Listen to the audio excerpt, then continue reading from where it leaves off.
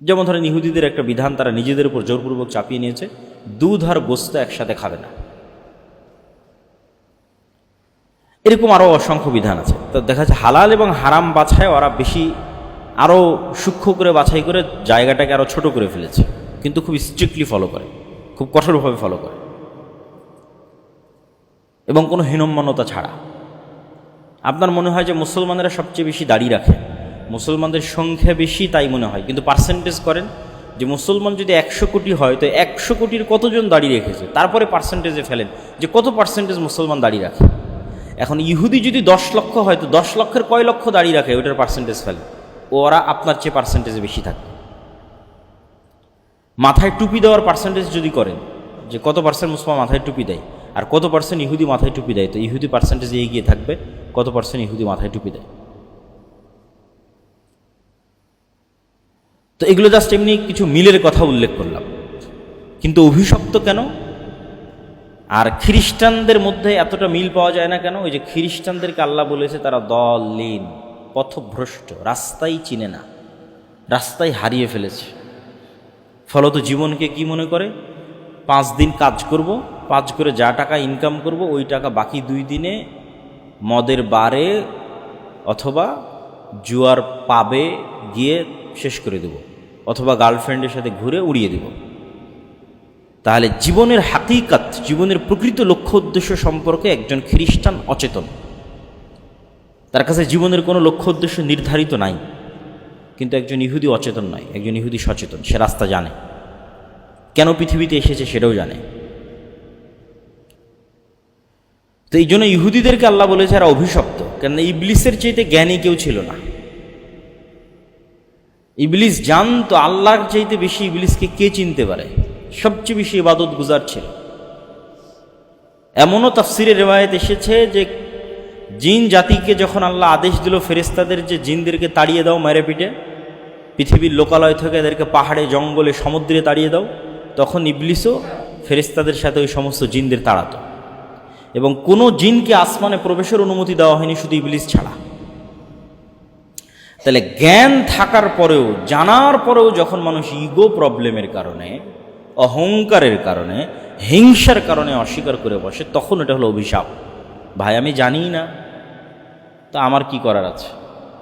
এই জন্য আগেও সবচেয়ে বেশি মুসলমান হয়েছে খ্রিস্টানেরা, কিয়ামত পর্যন্ত সবচেয়ে বেশি মুসলমান হবে খ্রিস্টানেরা।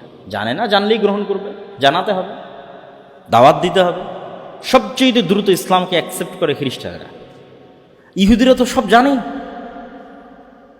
তাহলে কেন আপনাকে অ্যাকসেপ্ট করে না? ইগো প্রবলেম, অহংকার, হিংসা। যেই ইব্রাহিমের রক্তের উত্তরসূরি হওয়ার দাবিদার আমরা, সেই ইব্রাহিমের রক্তের উত্তরসূরি হওয়ার দাবি করলো মুহাম্মদ সাল্লাল্লাহু আলাইহি ওয়াসাল্লাম মক্কায় বসে। মুহাম্মদ সাল্লাল্লাহু আলাইহি ওয়াসাল্লাম কার সন্তান? ইব্রাহিমের সন্তান। যেই ইব্রাহিমের আদর্শের উত্তরসূরি হওয়ার দাবিদার আমরা, সেই ইব্রাহিমের আদর্শের উত্তরসূরি হওয়ার দাবি করলো মুহাম্মদ সাল্লাল্লাহু আলাইহি ওয়াসাল্লাম মক্কায় বসে। যেই মসজিদে আকসার দাবিদার আমরা, জেরুজালেমের দাবিদার আমরা, সেই জেরুজালেম এবং মসজিদে আকসা দাবি করে বসলো মুহাম্মদ সাল্লাল্লাহু আলাইহি ওয়াসাল্লাম মক্কায় বসে। মক্কায় বসে উনি সালাত আদায় করতেছে মসজিদে আকসার দিকে মুখ করে। তাহলে ইব্রাহিম আলাইহিস সালাতু ওয়াস সালামের এমন কোনো কালচারাল এবং হিস্ট্রিক্যাল ইতিহাস এবং ঐতিহ্য বাকি থাকলো না যেটার দাবি মুহাম্মদ সাল্লাল্লাহু আলাইহি ওয়াসাল্লাম করলো না। রক্ত আমি ইব্রাহিমের, আদর্শ আমি ইব্রাহিমের, আর ইব্রাহিমের 2 সন্তান যে মসজিদ আবাদ করেছে ওই 2 মসজিদের উত্তরসূরি আমি। তো সবই তো ওদের হাত থেকে চলে গেল। ইব্রাহিম আলাইহিস সালাতু ওয়াস সালামের 2 সন্তান, এক সন্তানের উত্তরসূরিরা আবাদ করেছে মসজিদে আকসা, আর এক সন্তানের উত্তরসূরিরা আবাদ করেছে কাবাঘর। তো এই জন্য ইব্রাহিম আলাইহিস সালাতু ওয়াস সালামের আদর্শ সম্পর্কে জানা খুবই জরুরি। ইব্রাহিম আলাইহিস সালাতু ওয়াস সালামের সংক্ষিপ্ত ইতিহাসে তো এই কথার সারমর্ম হচ্ছে ইহুদিরা ইগো, অহংকার এবং হিংসা এবং সুপারিয়রিটি থিওরি, এই কয়েকটা জিনিসের কারণে ইহুদি এবং হিন্দু মুশরিক তাদের বিদ্বেষ সবচেয়ে বেশি মুসলমানদের সাথে। ওইটা নিয়ে আরও অন্যদিন হয়তো আরও বিস্তারিত কথা বলা যাবে। তো ইব্রাহিম আলাইহিস সালাতু ওয়াস সালামের ফলোয়ার হওয়ার দাবিদার সবাই ইব্রাহিম আলাইহিস সালাতু ওয়াস সালামকে সম্মান করে। ইব্রাহিম আলাইহিস সালাতু ওয়াস সালামকে আজ থেকে 5000 বছর পূর্বে আজকের ইরাকের রাজধানী বাগদাদ, যাকে কোরআনে বলা হয়েছে বাবেল, বিবাবেলা হারুত ও মারুত, বাবেল নামক নগরীতে হারুত মারুত ফেরেশতাকে অবতীর্ণ করেছিলাম, জাদুর শহর। ওইটার আজকের নাম বাগদাদ। সেখানে তৎকালীন বাদশাহ নমরুদের সবচেয়ে ঘনিষ্ঠ ধর্মযাজক, মূর্তি তৈরিকারী আজরের ঘরে জন্ম হলো ইব্রাহিম আলাইহিস সালামের। নবীদের জীবনীর মধ্যে প্রত্যেক অ্যাঙ্গেলে শিক্ষা আছে, এখান থেকেও শিক্ষা আছে, যেটা আমরা বলি জন্ম হোক যথাতথা, কর্ম হোক ভালো। এবং রাসূল সাল্লাল্লাহু আলাইহি ওয়াসাল্লাম বলেছেন, কে কোন বংশে জন্ম নিয়েছে, কার রক্ত কি, এটা আল্লাহ সুবহানাহু ওয়া তাআলা দেখবেন না। নবী হলে নবীর সন্তান ভালো হবে, বাপ খারাপ হলে ছেলে খারাপ হবে, এরকম কোনো লজিক নাই। পিতা মূর্তি পূজক, তার সন্তান সবচেয়ে তাওহীদবাদী। আবার পিতা নবী, তার সন্তান কাফের, নূহ আলাইহিস সালাতু ওয়াস সালাম। সুতরাং ইমানের নূর সবচেয়ে পাওয়ারফুল, রক্ত নয়, বংশ নয়, ধন সম্পদ নয়। এবং আল্লাহ সুবহানাহু ওয়া তাআলার এটা পৃথিবী পরিচালনার মূলনীতি যে ফেরাউন থাকলে মুসা থাকবে, মুসা থাকলে ফেরাউন থাকবে, নমরুদ থাকলে ইব্রাহিম থাকবে। পরিবেশ যতই ভয়ঙ্কর হোক, যতই বিপরীত হোক, ওর মধ্যে থেকে আল্লাহ সুবহানাহু ওয়া তাআলা বের করে নিয়ে আসবে ইমানের সবচেয়ে শক্তিশালী নূরকে। ফেরাউনের সময় সবচেয়ে বিপরীত পরিবেশের মধ্যে মুসা আলাইহিস সালামের মতো ইমানদার মানুষকে ফেরাউনের বাড়ি থেকে নিয়ে আসা হয়েছে। আর যখন নমরুদের আমলে সারা পৃথিবী মূর্তি পূজায় ছেয়ে গেছে, তখন সবচেয়ে বড় মূর্তি পূজক যে মূর্তি বানায়, ওর ঘর থেকে আল্লাহ ইব্রাহিমকে বের করে নিয়েছে। তো ইব্রাহিম আলাইহিস সালাতু ওয়াস সালামের সেলফ অ্যানালাইসিস, উনি নিজে নিজেই আল্লাহ সুবহানাহু ওয়া তাআলা ওনাকে যে হিকমা এবং জ্ঞান জন্মগতভাবে দিয়েছিলেন, শার্প মেধা, শার্প চিন্তা শক্তি, ওই চিন্তা শক্তি দিয়ে উনি চিন্তা করতে করতে আল্লাহ সুবহানাহু ওয়া তাআলার পরিচয়ের সাথে পরিচিত হয়েছেন, যেটা আপনারা সবাই জানেন। যে তৎকালীন বিশ্বে মানুষ মূর্তির পূজা করে, সূর্যের পূজা করে। এখনও হিন্দুরা সূর্য নমস্কার, সূর্য যখন উঠবে তখন সূর্য নমস্কার আছে, সেটার ভিন্ন স্টাইল আছে। এবং এমনকি সেই হিন্দুয়ানি কালচার ফলো করে আমাদের দেশেও শিখা অনির্বাণ, অনেক আগুন, অনেক কিছু, মূর্তি, খাম্বা, সেগুলোর সম্মান। তো ইব্রাহিম আলাইহিস সালাতু ওয়াস সালাম এগুলো অ্যানালাইসিস করলেন, যে আয়াতগুলো আমি পড়েছি, উনি পার্সোনালি অ্যানালাইসিস করলেন যে এই সূর্য, এই তারকা, এই নক্ষত্র প্রত্যেকটার মধ্যে পরিবর্তন হচ্ছে, পরিবর্ধন হচ্ছে, হারিয়ে যাচ্ছে, ছোট হচ্ছে, বড় হচ্ছে, নিভে যাচ্ছে। এইটা কোনো রবের বৈশিষ্ট্য হতে পারে না, বরং এগুলোর আড়ালে এমন একজন আছেন যিনি এগুলোকে অদৃশ্য থেকে কন্ট্রোল করতেছেন। এবং এই সেলফ অ্যানালাইসিসের মাধ্যমে, হিকমার মাধ্যমে যখন উনি আল্লাহর সাথে পরিচিত হলেন, ওনার ইমান যখন মজবুত হলো আল্লাহ সুবহানাহু ওয়া তাআলার প্রতি, তখন ইনি এই সেম প্রশ্ন মানুষকেও করা শুরু করলেন। তো শুরু করলেন তার নিজের বাবা থেকে, ইয়া আবাতি লিমা তা'বুদ মা লা ইয়াসমা ওয়া লা ইউবসির ওয়া লা ইউগনি আনকা শাইআ। হে আমার পিতা, এমন কিছুর কেমনে ইবাদত করেন যা শুনতে পায় না, যা দেখতে পায় না, এবং আপনার কোনো উপকার করতে পারে না। লজিক্যাল কোশ্চেন, কেন উনি অনেক শার্প মেধা আল্লাহ ওনাকে জন্মগত দিয়েছেন, যে এমন কিছুর কেমনে ইবাদত করি, এমন কবরের সামনে কেমনে মাথা নত করি, এমন খাম্বার সামনে কেমনে যাই, আর এমন মূর্তির সামনে কেমনে দাঁড়াই, শুনে না, দেখে না, কোনো উপকার করতে পারে না, ইললজিক্যাল। তখন ওনার বাবা ক্ষিপ্ত হয়ে গেলেন। মানুষের প্রথম বাধা তার ঘর থেকে আসে, সত্য এবং হক ঘর থেকে বাধাপ্রাপ্ত হয়। ইব্রাহিম আলাইহিস সালাতু ওয়াস সালামের পিতা বললেন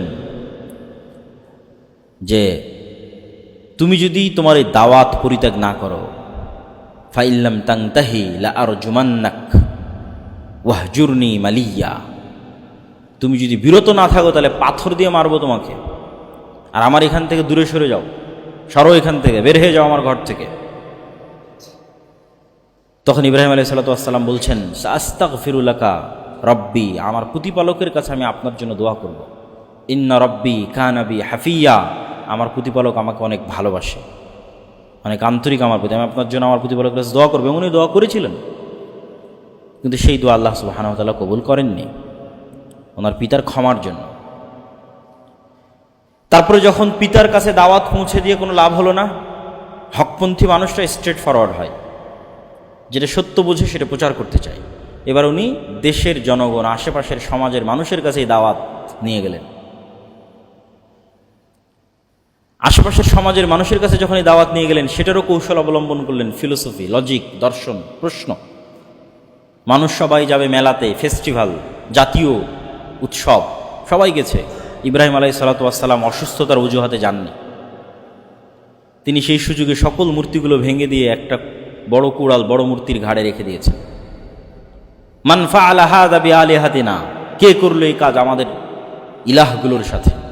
তখন মানুষ বলতে লাগলো যে একজন যুবক আছে, এ তো মূর্তি বিরোধী কথা বলে, তার নাম ইব্রাহিম, এ আজকে মেলায় যায়নি। তাকে ধরে নিয়ে আসা হলো। আনতা ফাআলতা হাযা বিআলিহাতিনা ইয়া ইব্রাহিম, ইব্রাহিম তুমি কি আমাদের প্রভুদের সাথে এই কাজ তুমি করেছো? বাল ফাআলাহু হাযা কাবীরুহুম ফাসআলুহুম ইন কানু ইয়ানতিকুন।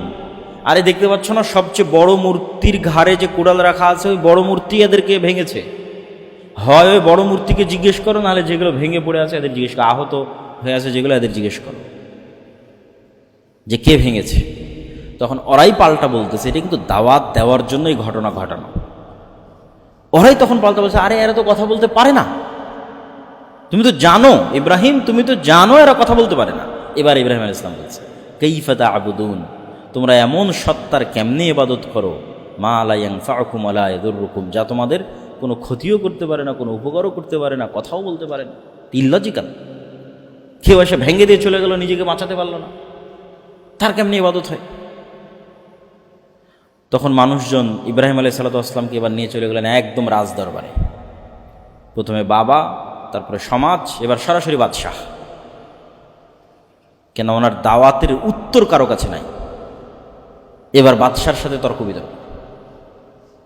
বাদশাহ বলছে, কার ইবাদত করো তুমি? তো বলে, আমি এক আল্লাহর ইবাদত করি। বলে, কি আছে সেই এক আল্লাহর? বলে, ইন্না রাব্বি ইউহয়ি ওয়া ইউমীত, আমার আল্লাহ মৃতকে জীবিত করতে পারে, জীবিতকে মৃত করতে পারে। তো নম্বর বলছে, আনা উহয়ি ওয়া উমীত, এটা আবার কোন বড় কথা হলো? আমিও মৃতকে জীবিত করতে পারি, জীবিতকে মৃত করতে পারি। ফাঁসির আসামিকে মুক্তি দিয়ে দিলাম, সাধারণ নিরপরাধ মানুষকে হত্যা করে দিলাম, এবং চোখের সামনে ঘটালো এই ঘটনা। তা আমি তোমার আল্লাহ আর আমার মধ্যে তাহলে পার্থক্য? তখন ইব্রাহিম আলাইহিস সালাম বললেন, আল্লাহ সুবহানাহু, তুমি যদি সক্ষম হও তাহলে তুমি যেই সূর্য প্রত্যেক দিন পূর্ব দিক থেকে উঠতেছে, ফাতি বিহা মিনাল মাগরিব, যদি তুমি নিজেকে রবই দাবি করো তাহলে এই সূর্যকে আজকে তুমি পশ্চিম দিক থেকে উঠাও। এবং এই চ্যালেঞ্জ কিন্তু এখনো অব্যাহত। কেন এই চ্যালেঞ্জ এখন অব্যাহত? কেন এখন সায়েন্স এবং টেকনোলজি সর্বোচ্চ স্তরে আছে। তো কেউ যদি সবচেয়ে বড় সায়েন্টিস্ট হয়, সে আসমানের নিজামকে হ্যাক করুক, যে নিজামের মধ্যে দিয়ে সূর্য উঠছে এবং ডুবছে, চন্দ্র উঠছে এবং ডুবছে। ইব্রাহিম আলাইহিস সালাম তো এই চ্যালেঞ্জ দিয়েছিলেন যে তুমি এটা করো। এখন যেমন আমাদের মোবাইল, কম্পিউটার সবই হ্যাক করা যায়, আসমানি সিস্টেমকে কেউ হ্যাক করুক এবং সেই সিস্টেমের মধ্যে নিজে থেকে পরিবর্তন নিয়ে আসুক। মানুষের সভ্যতা যত উন্নতি হোক না কেন, এই চ্যালেঞ্জ চলমান যে আসমানের সিস্টেমকে হ্যাক করতে হবে। কে হ্যাক করতে পারো আসো, এবং সেখানে নিজের সিস্টেম চালাতে পারো। ফাবুহিতাল্লাযী কাফার। এবার যখন বাদশাহ ইব্রাহিম আলাইহিস সালামের যুক্তির সামনে পরাজিত হয়ে গেল, মানুষ যখন যুক্তিতে পারে না, তখন জুলম এবং অত্যাচার নেমে আসে। হাররিকুহু ওয়ানসুরু আলিহাতাকুম, আগুন জ্বালাও তোমাদের রব এবং প্রতিপালকের বিরুদ্ধে। ধর্মদ্রোহিতা, অপমানসূলক কথা বলতেছে, একে আগুন জ্বালিয়ে হত্যা করো। আল্লাহ সুবহানাহু ওয়া তাআলা বলেন, ইয়া নারু কুনি বারদাম ওয়া সালামান আলা ইব্রাহিম, হে আগুন তুমি ইব্রাহিমের জন্য ঠান্ডা শীতল হয়ে যাও। তাই ঘটল। আগুন প্রজ্বলন শেষ হয়ে গেল, ইব্রাহিম আলাইহিস সালাম অক্ষত অবস্থায় বের হয়ে আসলেন। যখন তারা বুঝলো ইব্রাহিম আলাইহিস সালামকে হত্যা করতে পারছে না, তখন তাকে দেশ থেকে বের করে দিল। প্রায় সব নবী নিজ এলাকা থেকে বিতাড়িত হয়েছে, নিজ সমাজ থেকে বিতাড়িত হয়েছে, নিজ দেশ থেকে বিতাড়িত হয়েছে। আমরা যদি বিতাড়িত না হয়ে থাকি, তাহলে আমাদের দাওয়াতের মধ্যে কম্প্রোমাইজ আছে। দাওয়াত যে খুব শক্তভাবে হুবহু শতভাগ তাওহীদপন্থীর উপর দাওয়াত দিবে, তার মধ্যে এই জুলুম, এই বিপদগুলো নেমে আসবে। ইব্রাহিম আলাইহিস সালামের জীবনী দেখেন আর মুহাম্মদ সাল্লাল্লাহু আলাইহি ওয়াসাল্লামের জীবনী দেখেন, অনেক কিছু কমন পাবেন। ইব্রাহিম ইসলাম যেমন মূর্তি পূজার সমাজে জন্ম নিয়েছে, মুহাম্মদ সাল্লাল্লাহু আলাইহি ওয়াসাল্লাম মূর্তি পূজার সমাজে জন্ম নিয়েছে। ইব্রাহিম ইসলাম যেমন নিজ পরিবার এবং সমাজে দাওয়াত দিয়েছে, মুহাম্মদ সাল্লাল্লাহু আলাইহি ওয়াসাল্লাম নিজ পরিবার সমাজে দাওয়াত দিয়েছে। ইব্রাহিম আলাইহিস সালামকে যেমন তার মানুষ এলাকা থেকে বের করে দিয়েছে, মুহাম্মদ সাল্লাল্লাহু আলাইহি ওয়াসাল্লামকে মানুষ তার এলাকা থেকে বের করে দিয়েছে। তাহলে ইব্রাহিম আলাইহিস সালাম ইরাক থেকে হিজরত করে কোথায় গেলেন? শাম, সিরিয়া, ফিলিস্তিন। আর মুহাম্মদ সাল্লাল্লাহু আলাইহি ওয়াসাল্লাম হিজরত করে কোথায় গেলেন? মক্কা থেকে মদিনা। এই জন্য রাসূল সাল্লাল্লাহু আলাইহি ওয়াসাল্লাম বললেন, কিয়ামত পর্যন্ত দিন থাকবে কোথায়? যেখানে মুহাম্মদ সাল্লাল্লাহু আলাইহি ওয়াসাল্লাম হিজরত করে গেছে আর যেখানে ইব্রাহিম আলাইহিস সালাম হিজরত করে গেছে। দারু হিজরতে মুহাম্মদ ওয়া দারু হিজরতে ইব্রাহিম, দারুল হিজরা, যেই জায়গা মুহাম্মাদের হিজরতের জায়গা আর যেই জায়গা ইব্রাহিমের হিজরতের জায়গা, কিয়ামত পর্যন্ত এই দুই জায়গায় হক থাকবে। শামে হক থাকবে, মদিনায় হক থাকবে, এখনো আছে। ইব্রাহিম আলাইহিস সালাতু ওয়াস সালাম শাম, সিরিয়া, ফিলিস্তিনে হিজরত করে গেলেন। সারা আলাইহিস সালাতু ওয়াস সালামের সাথে তার বিবাহের ঘটনা কখন, তা কোরআন এবং হাদিসে স্পষ্ট জানা যায় না। কিন্তু সিরিয়া এবং ফিলিস্তিন থেকে খাদ্যের সন্ধানে অথবা কোনো কাজে মিশর যাচ্ছেন, আর শাম এবং মিশরের সাথে এই যোগাযোগ 5000 বছরের পুরাতন। ইব্রাহিম আলাইহিস সালাম যেমন শাম থেকে মিশর যাচ্ছে, তারও কয়েক শত বছর পর ইউসুফ আলাইহিস সালাম এবং তার ভাইয়েরা শাম থেকে মিশর যাবে। তার কয়েক শত বছর পর মুসা আলাইহিস সালাম বানু ইসরায়েলদের নিয়ে মিশর থেকে শামে আসবে, ফিলিস্তিনে আসবে। আর এখন গাজার মুসলমানেরাও যদি সহযোগিতা চায় তাহলে মিশর থেকে। তাহলে ফিলিস্তিন এবং শাম, এই মিশর অথবা শাম এবং মিশরের এই যোগাযোগ 5000 বছরের পুরাতন। এই যাত্রাপথের এক জালেম বাদশাহ সুন্দরী নারীদের প্রতি তার লোলুপ দৃষ্টি ছিল। সে ইব্রাহিম আলাইহিস সালাতু ওয়াস সালামের স্ত্রীকে জোরপূর্বক উঠিয়ে নিয়ে যায়, যদিও ইব্রাহিম আলাইহিস সালাম পরিচয় দিয়েছিলেন যে আমার ভাই এবং বোন, স্বামী স্ত্রী নয়। তখন সহিহ বুখারীর রিওয়ায়াতে আসছে, সারা আলাইহিস সালাতু ওয়াস সালাম আল্লাহ সুবহানাহু ওয়া তাআলার নিকটে দোয়া করলেন, আল্লাহুম্মা ইন কুনতা তা'লাম আন্নী আমানতু বিকা ওয়া রাসূলিক ওয়া আহসানতু ফারজি ফালা তুসাল্লিত আলাইয়াল কাফির। হে আল্লাহ, আপনি যদি জানেন যে আমি আপনার উপর ঈমান রাখি এবং আপনার রাসূলের উপর ঈমান রাখি এবং আমি আমার লজ্জাস্থানের হেফাজত করেছি, তাহলে আজকের এই নির্জন এবং এই জালেম শাসক, যার ক্ষমতার সামনে আমাদের কোনো ক্ষমতা নাই, ফালা তুসাল্লিত আলাইয়াল কাফির, আমার এই পবিত্রতার যে আমানত আমি রক্ষা করেছি এটাকে আপনি নষ্ট করবেন না, আমার উপর কাফেরকে চাপিয়ে দিবেন না। তো সহিহ বুখারীতে আসছে যে 3বার এই ঘটনা ঘটল, তথা বাদশাহ অজ্ঞান হয়ে পড়ে গেল। আবার কান্নাকাটি করে সারা আলাইহিস সালাতু ওয়াস সালামের কাছে ক্ষমা চাইল, তুমি আমাকে বাঁচাও। সারা আলাইহিস সালাতু ওয়াস সালাম আবার আল্লাহকে বললেন, আল্লাহ, এই যদি এখানে নিহত হয় মানুষ বলবে আমি হত্যা করেছি, অতএব একে বাঁচিয়ে দেন। আল্লাহ আবার তাকে সুস্থ করে দিলেন। সে আবার তার কুনিয়াতে সামনের দিকে এগিয়ে আসলো। আবার সারা আলাইহিস সালাতু ওয়াস সালাম আল্লাহর কাছে দোয়া করলেন, আবার সে অজ্ঞান হয়ে পড়ে গেল। এই ঘটনা 3বার ঘটল। এখান থেকে একটা জিনিস বোঝা যায় যে আল্লাহ সুবহানাহু ওয়া তাআলার কিছু বান্দা এবং বান্দি আছে যাদের মুখের কথা আল্লাহ সুবহানাহু ওয়া তাআলা সাথে সাথে বাস্তবায়ন করেন। তারা আল্লাহ সুবহানাহু ওয়া তাআলার এত নিকটে যে তাদের মুখ দিয়ে যেটি উচ্চারিত হয় সেটি বাস্তবায়ন করা আল্লাহর জন্য লাজেম হয়ে যায়। না বাস্তবায়ন করলে আল্লাহ নিজে লজ্জা পান। তার অবস্থান আল্লাহর নিকটে এত নিকটে। সেই রকমই একজন হচ্ছে সারা আলাইহিস সালাতু ওয়াস সালাম। তিনি মুখ দিয়ে বলতেছেন আল্লাহ এক থেকে বাঁচাও, পড়ে যাচ্ছে, বলছে আল্লাহকে সুস্থ করে দাও, সুস্থ হয়ে যাচ্ছে। মানে মুখ দিয়ে যা উচ্চারণ হচ্ছে তাই হচ্ছে 6 বার। বাদশাহ যখন বুঝলো যে সে এই মহিলার কোনো ক্ষতি করতে পারবে না, তখন সে তার অধীনস্থ মহিলাদের মধ্যে থেকে সবচেয়ে সম্মানিতা এবং সবচেয়ে আত্মমর্যাদা সম্পন্ন, যিনি অন্য কোনো বাদশার কন্যা ছিলেন, কোনো যুদ্ধের কারণে তার কাছে যুদ্ধবন্দিনী অবস্থায় এসেছিল, হাজেরা আলাইহিস সালাতু ওয়াস সালামকে হাদিয়া হিসেবে সারার সাথে ইব্রাহিম আলাইহিস সালাতু ওয়াস সালামের সাথে বিদায় দিলেন। ইব্রাহিম আলাইহিস সালাতু ওয়াস সালামের বয়স 80 বছর পার হয়ে গেছে, 100 বছর ছুঁই ছুঁই, কিন্তু ওনার কোনো সন্তান হয়নি। তো সন্তানের আশাতেই সারা আলাইহিস সালাতু ওয়াস সালাম ইব্রাহিম আলাইহিস সালাতু ওয়াস সালামের বিবাহ হাজেরা আলাইহিস সালাতু ওয়াস সালামের সাথে দিলেন। যেহেতু সন্তান হচ্ছে না, মানুষের সবারই সন্তানের চাওয়া থাকে, এবং হাজেরা আলাইহিস সালাতু ওয়াস সালামের সাথে বিবাহ হওয়ার পর আল্লাহ সুবহানাহু ওয়া তাআলা ইব্রাহিম আলাইহিস সালাতু ওয়াস সালামকে প্রথম সন্তান দিলেন ইসমাঈল। এবং মহিলাদের মধ্যে যে স্বাভাবিক ঈর্ষা কাজ করে, যে যখনই কারো সন্তান হয় এবং সন্তান যদি সুন্দর ফুটফুটে হয়, তাহলে পিতার স্বাভাবিক আগ্রহ এবং ভালোবাসা ওই স্ত্রীর প্রতি বিরাজ করবে যার সন্তান হয়েছে। তখন যেই স্ত্রীর সন্তান হয়নি সে অবশ্যই মানসিকভাবে কষ্ট পাবে। এই মানসিক কষ্ট এবং এই ঈর্ষা থেকে বাঁচতেই, এবং এর পেছনে আল্লাহর হিকমাও ছিল, ইব্রাহিম আলাইহিস সালাতু ওয়াস সালাম হাজেরা আলাইহিস সালাতু ওয়াস সালাম এবং তার ছোট্ট সন্তান ইসমাঈলকে রেখে আসলেন। আল্লাহ সুবহানাহু ওয়া তাআলা ইব্রাহিম আলাইহিস সালাতু ওয়াস সালাম সম্পর্কে বলতে গিয়ে বলেন, ইন্না ইব্রাহিম কানা উম্মাহ, ইব্রাহিম একাই একটা জাতি। যেমন বাংলাদেশের 18 কোটি মানুষ মিলে একটা জাতি, অথবা ভারতের 100 কোটি মানুষ মিলে একটা জাতি, অথবা নৃতাত্ত্বিক গোষ্ঠী, ভাষাভিত্তিক গোষ্ঠী, আল্লাহ সুবহানাহু ওয়া তাআলা ইব্রাহিমকে বললেন তিনি একাই একটি জাতি, কানিতান লিল্লাহ। আল্লাহর আনুগত্যশীল আর কানিত, এই দুটোর মধ্যে অনেক পার্থক্য আছে। আরবিতে সাধারণ আনুগত্যের জন্য মুতির, আতা, আইতির ব্যবহার হয়, আর ইব্রাহিম আলাইহিস সালাতু ওয়াস সালামের জন্য ব্যবহার হয়েছে কানিতান, তথা সর্বোচ্চ লেভেলের আনুগত্যশীল।